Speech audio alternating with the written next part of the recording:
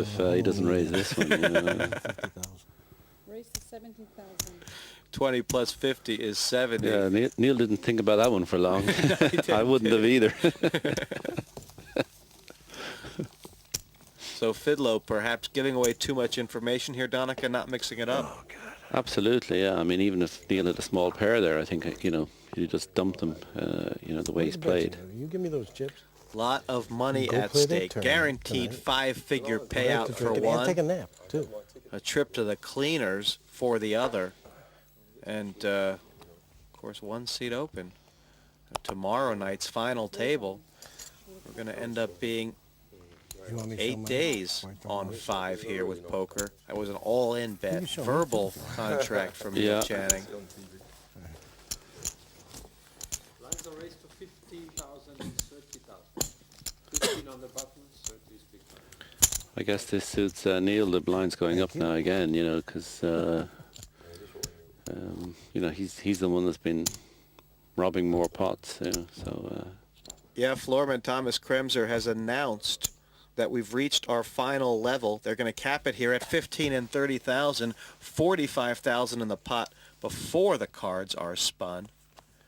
And as you said, that could put pressure on the timid stack.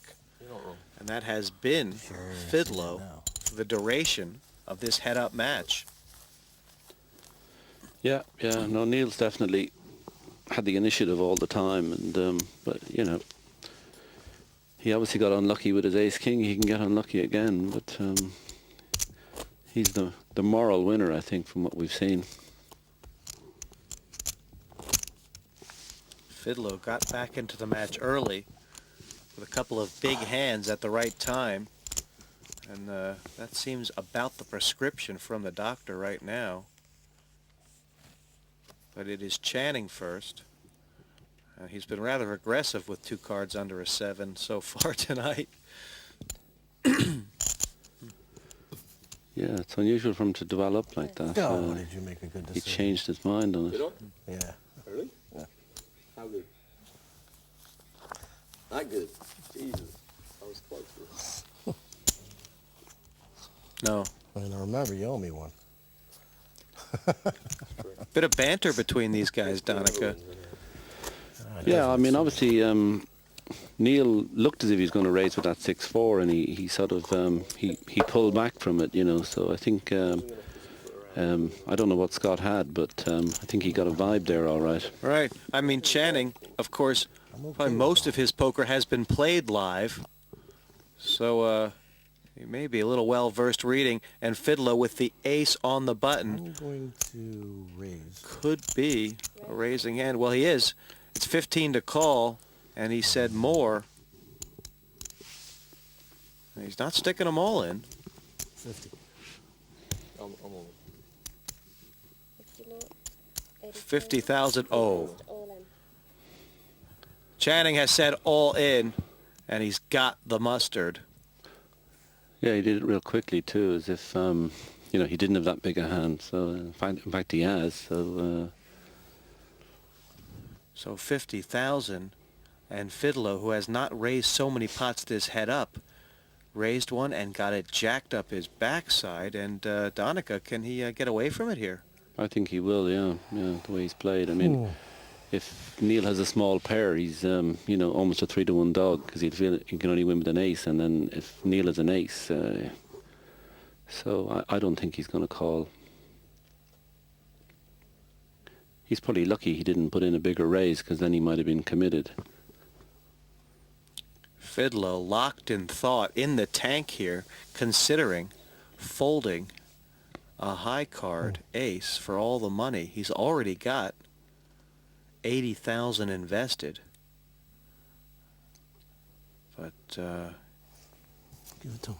he's folded them. But what the hell, it's only 36. Disciplined fold. I don't know if Neil's going to show him. You know, when the time is right, I'll Oh, he's know. not. And you're not Make showing me? Fidlow sweat. My damn mind. So everyone. One would be nice. Donica Fidlow, who had doubled through Channing earlier, has Yeah, you're small lost pocket them all doesn't back. count down. We're back where we were. Yeah, I don't know. He looks like he might have 150, but It's 110,000 now for Fidlow. 95 hands, and he's nearly 5-1 underdog here, High ace. which that makes Channing a serious favorite, doesn't it? Call. I'm all in, says Channing. Call, says Fidlow. A pocket pair of fives for Neil Channing. Fidlow with the 2 overcards. And another 50-50 shot, Donica. Yeah, it's another pretty close one.